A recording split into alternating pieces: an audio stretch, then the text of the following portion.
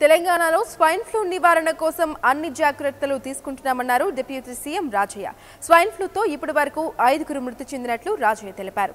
347 మంది అనుమానిత రోగులను పరీక్షిస్తే అందులో 146 మందికి స్వైన్ ఫ్లూ ఉందని చెప్పారు. ఇప్పటికే 40 లక్షల మంది పిల్లలకు పోలియో చుక్కలు వేశామన్న రాజయ్య ఇవాళ రేపు కూడా పోలియో చుక్కలు వేస్తారని తెలిపారు.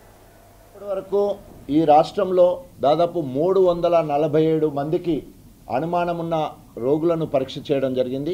ఉచితంగా మన దగ్గరే జాతీయ స్థాయిలో ఒక ఢిల్లీ తర్వాత హైదరాబాద్లో మాత్రమే ఇంత మంచి ల్యాబ్ ఉంది. దాంట్లో ఇప్పటివరకు పాజిటివ్ ఉన్నాయి 146 కేసులు.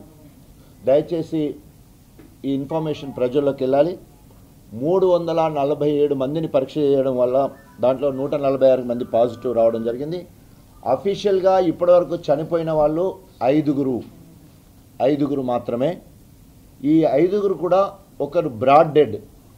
ఏ కుటుంబంలోనైతే స్వైన్ ఫ్లూ వచ్చిందో ఆ కుటుంబ సభ్యులందరికీ కూడా వ్యాక్సిన్ ఇచ్చే కార్యక్రమం, అదేవిధంగా వారు తీసుకోవాల్సిన ప్రికాషన్స్ ముందు జాగ్రత్తలు, ఆ ప్రాంతం అంతా కూడా పాకకుండా అక్కడ కూడా మరి వారికి ప్రొఫిలాక్టిక్ అన్ని రకాల